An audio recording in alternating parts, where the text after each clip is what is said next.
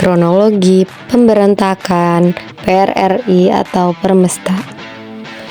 Dimulai dari adanya kebijakan RERA atau rekonstruksi rasionalisasi yang diusung oleh Profesor Muhammad Hatta menjadi awal kemunculan marahnya rakyat, dikarenakan terdapat kekecewaan atas minimnya kesejahteraan dan ketidakadilan yang dirasakan warga sipil dan militer di daerah tersebut.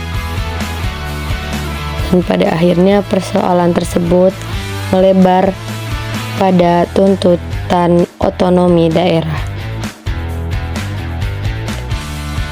Ketidakmerataan dana serta kedekatan antara Soekarno dan Partai Komunis menjadi puncak kemarahan rakyat, sehingga muncullah pemberontakan PRRI dan Permesta, sehingga pemerintah melakukan penangkapan para anggota PRRI yang diperintahkan oleh Soekarno. Berakhir, para pemimpin ditangkap dan menjadi tawanan di Jakarta.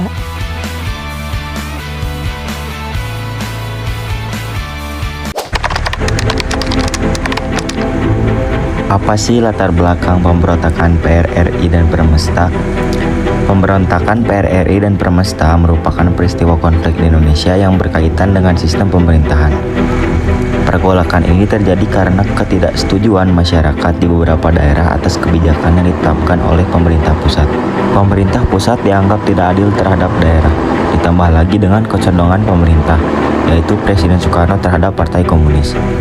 Latar belakang terjadinya pemberontakan PRRI adalah kekecewaan di tubuh Angkatan Darat atas rendahnya tingkat kesejahteraan tentara di wilayah Sulawesi dan Sumatera.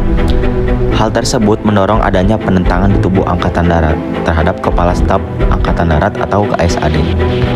Pemerintah pusat yang tidak adil dalam hal alokasi dana pembangunan mendorong tokoh militer dan sipil di daerah membentuk Dewan Daerah di bulan Desember tahun 1956 dan bulan Februari tahun 1957 sebagai alat perjuangan tuntutan.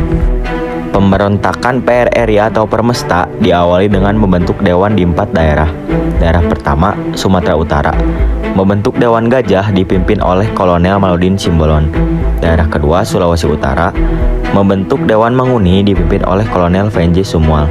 Daerah ketiga, Sumatera Barat, membentuk Dewan Banteng dipimpin oleh Letkol Ahmad Hussein. Daerah keempat, Sumatera Selatan, membentuk Dewan Garuda dipimpin oleh Letkol Barlian. Dewan-dewan yang ada di daerah tersebutlah yang akhirnya mengambil alih kekuasaan yang dipegang pemerintah daerah. Tindakan Dewan Daerah didukung oleh tokoh sipil dari pusat seperti Muhammad Nasir, Burhanuddin Harahap, dan Safruddin Prawira Negara.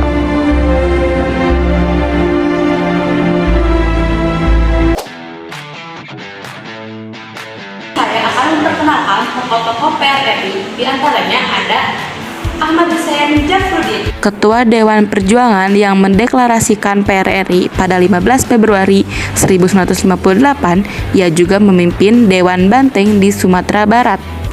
Prawira Negara Asad, Mr. Asad yang sebelumnya menjabat sebagai Presiden Pemerintahan Darurat Republik Indonesia atau PDRI pada masa agresi militer Belanda II, terlibat dalam PRRI sebagai Dewan Penasehat.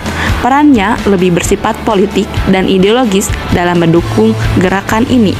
DP Muda Dahlan, Sebagai Komandan Batalion, Datuk Mudo Dahlan bertanggung jawab untuk mengorganisir, melatih, dan memimpin pasukannya dalam operasi militer melawan pemerintah pusat.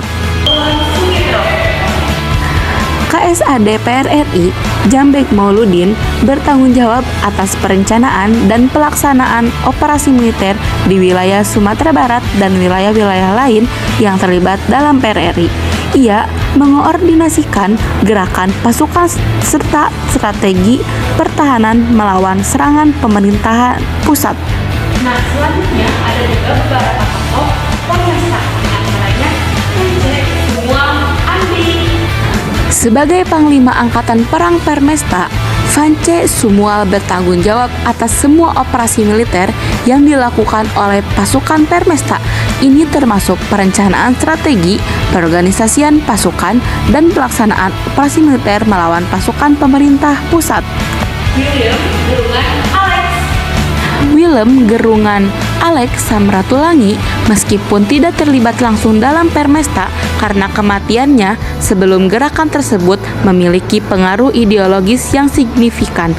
Ide-idenya tentang otonomi daerah dan pembangunan yang lebih adil menjadi inspirasi bagi banyak pemimpin regional yang terlibat dalam Permesta.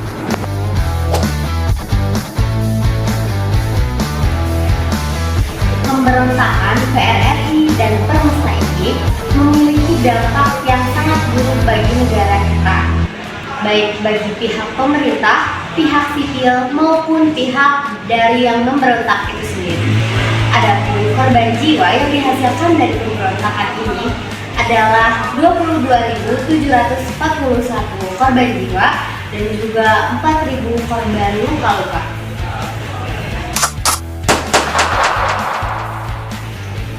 Hal tersebut juga berdampak pada kondisi perekonomian. Kondisi ekonomi di negara maupun di daerah menjadi tidak stabil. Terdapat 8.072 orang yang menjadi tawanan perang. Hal itu menyebabkan kondisi negara menjadi tidak stabil dan hubungan persaudaraan antar warga menjadi renggang.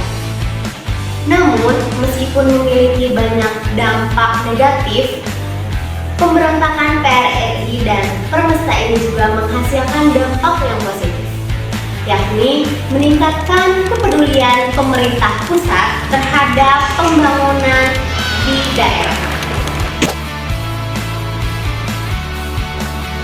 Nah, selanjutnya ada penyelesaian dari pemberontakan. Yang pertama itu ada penyelesaian pemberontakan.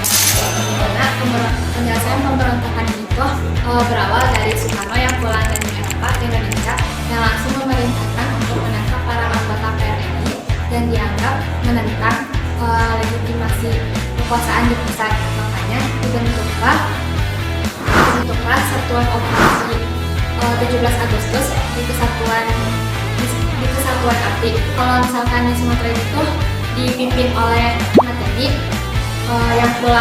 yang baru pulang dari pendidikan staf komando, di mana Ahmad Yani ini tuh menumpas pemberontakan yang ada di Sumatera dengan waktu yang relatif singkat, sehingga akhirnya para pemimpin dari PRRI ini tuh berhasil ditangkap dan menjadi tawanan di Jakarta. Selanjutnya ada penumpasan di Sulawesi, penumpasan dari pemberontakan Permesta yang dilakukan dengan operasi Merdeka.